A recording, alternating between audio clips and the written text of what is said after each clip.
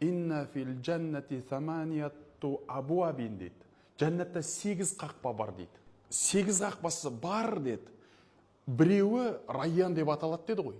А қалған 7-еуі. Неге айтпасқа сол? 7-еуін де айтайық. Ол 7-еуінің аттарын айтайық. Ол 7-еуге кімдер кіреді, соны айтайық. Райянға оразашылар кіреді екен. А қалған 7-еуіне кім кіреді екен? Соны да біліп алайық. Мысалға бір есігі бабу соля деп аталады екен. Намаз. Былайша айтқанда намазхандар кіретін есікті. Ол жерден кім ол, қандай намазхандар? Олар намазға ғашық болған мұсылмандар да. Кәдімгідей намаз болмаса өмір сүре алмайтын. Намаз үшін өмір сүріп жүрген. Намазды жан тәнімен жақсы көретін адамдар да. Ана рукуқтарда ұзақ, сәжделерде ұзақ жатқысы келіп, сезініп, Алланың алдында тұрған сезініп, ішкі сыртқы әмірлерін, парыздарын, рүкіндерін, шарттарын орындап, дәреттерін алып, түнгі намаздарға тұрып, жамағат намаздарына қатысып, намаздарын қаза қылмай жүрген мұсылмандар сол намаз деген есіктен барып кіріп кетеді екен да. Екінші есік бар екен, бабу садақа, немесе бабу закат, зекет немесе садақа есігі деген.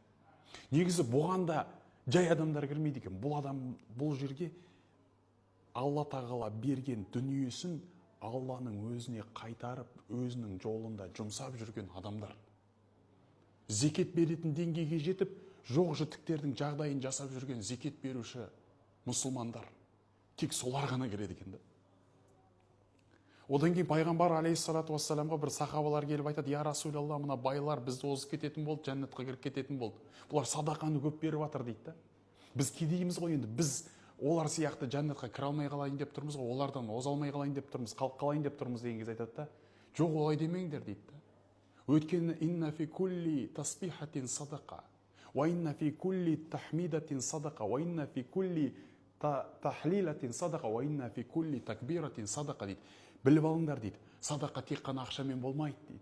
Садақа Аллаху акбар деп айтсаң да садақа дейді. Альхамдулилля деп айтсаң да садақа дейді. Субханалла деп айтсаң да садақа. Ла илаха иллалла деп айтсаңдар да садақа. Осыларды көбірек айта беріңдер, аналарды қуып жетесіңдер деген да. Байларды қуып жетесіңдер сендер, кедейлер деген да. Садақа деген бұл тек қана ақшамен ғана болмайды. Садақа осылай да болады да. Сонда бұл есіктен осылар кіреді екен.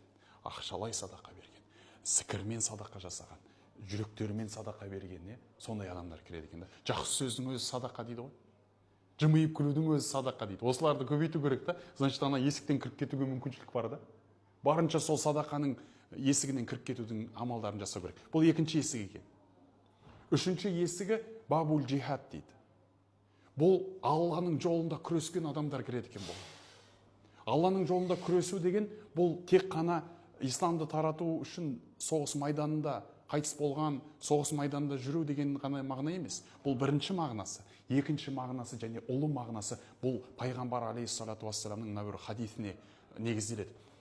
Нахну нарджиу мин джихадил асғар илал джихадил акбар дейді. Біз кішкентай джихадтан, кішкентай күрестен үлкен күреске кетіп бара жатырмыз деген ғой сахабаларға. 3 күн 3 түн соғысқан екен сол кезде.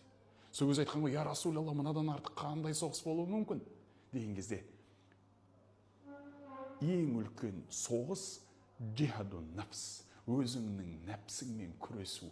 Бұл өлгенше, мына жаның алқымынан шығып кеткенге дейін жалғасатын күрес деген да. Өзіңмен күрес өлгенше дейді ғой шәкәрім атамыз. Сол өзіңмен күрес өлгенше деген сөз, мына пайғамбардың айтып отырғаны осы күресу. Алланың жолында күресу. Осы Алланың жолында нәпсімен күресіп өткендер, және де Алланың жолында соғысқандар, бұлар ертең иншалла неге келеді? Осы есіктен кіреді да. Бабул джихад деген есіктен кіреді дейді. Төртіншісі бабу райян. Оны жаңа айттық. Бұған тек қана ораза ұстағандар ғана кіреді дейді. Енді мына үш есікті қарайық. Мына үш есік ерекше есік. Бұның біреуі бабу биррул валидайн дейді. Ата-анаға жақсылық жасау есігі дейді. Бұған ата-аналарын мәпелеп, ата-аналарын әкетай деп, ата-аналарын анашым деп, әке шешесінің қадіріне жетіп, батасын алып, дұғасын алып кеткен адамдар сол есіктен кіреді екен да. Тек олар ғана кіреді, басқа ешкім кірмейді ол есіктен. Сол ата-аналарына қызмет жасағандарға арналған да ол. Тек қана соларды ғана шақырады екен, ашады да, соларды ғана шақырады. Одан кейін тағы бір есік бар екен. Мына есік басқалардан ерекше есік бұл. Мына есік басқалардан ерекше есік. Бұл есіктің аты Айман екен. Бабу Айман. Бұған есеп қисапсыз, сотталусыз, таразыға жақсы жаман амалдар қою, амалдап тері оңнан беру, соттасу, сұрақ жауап деген нәрсе болмайтын адамдар болады екен. Есеп қисапсыз жәннатқа кіретін. Спрос дейді ғой, ешқандай сұраусыз жәннатқа кіріп кететін адамдар болады екен да. Сол адамдарға Айман деген жәннаттың қақпасы бар екен. Содан олар кіріп кетеді екен да. Мен сіздерге айтайын, дұғаларыңызда көптен көп осылай сұраңыздар. Алла тағалам есеп қисапсыз жәннатқа кіретіндердің қатарында қылшы бізді. Зачем соттасасың? Соттассаң қиын жағдай. Одан да соттаспай-ақ тіке осылардың қатарында кіріп кетуді нәсіп ет деп сұрау керек та. Енді екінші осы ма? Енді соңғысын айта салайын. Ол Бабу Мұхаммад деген бар екен. Немесе Бабу Тауба деп айтады екен. Тәубе есігі, немесе Мұхаммад деген есік бар екен да. Пайғамбарымыздың атауымен. Бұл есік тәубе деген есік екен. Бұл тәубе деген есік жаралғаннан бастап, барлық дүние жаралғаннан бастап, сол қақпа жаралғаннан бастап, күн батыстан шыққанға дейін ашық тұратын есік екен, жабылмайды екен. Мына жетеуі арасында жабылады, Рамазанда ашылады дегендей. Бірақ мынау еш қашан жабылмайды екен. Тәубенің есіктері ашық дейді ғой, двери покаяния всегда открыты дейді ғой. Тәубе етіп қалуға сенде әрдайым мүмкіншілік бар да. Мына есік жаралғаннан бастап, қиямет күніне дейін ашық тұрады екен ғой. Ол есіктен тәубе етушілер кіреді екен да. Люди, которые каятся. Күнәларына шын жүректен кешірім сұрап, көз жастарын бұлақ қылып төгетін адамдар сол есіктен кіріп кетеді екен да. Бірақ ол есік жабылмайды екен. Ол ашық тұрады екен. Мүмкіншілік қой кәдімгідей. Және де тағы да бір есік бар. Бұл есікті Бабул Хадж дейді. Қажылық есігі. Бұған қажылыққа барғандар, умра жасағандар, сол қажылықтары қабыл болған адамдар кіреді екен да. Міне жігіттер, Райян деп айтып жүрді, бірақ мына жетеуін айтпай жүрді да көбінесе. Міне жетеуін айтып шықтық біз. Бұны да біле жүру керек та. Бізге не ғой бұл? Тырысуға, мотивацияда намаз есігінен кіріп кетуге, садақа есігінен кіріп кетуге, бәріміз енді жәннатты үміт етіп жүрген балаларымыз ғой.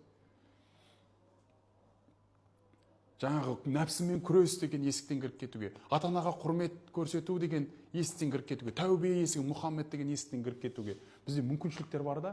Қажылық есіктерінен кіріп кетуге мүмкіншіліктер бар. Садақа есіктерінен кіріп кетуге, жаңа зікірлерді айтып жүріп ақ, иншалла. Одан бөлек те ақырындап жасырын садақалар беріп қойып ше.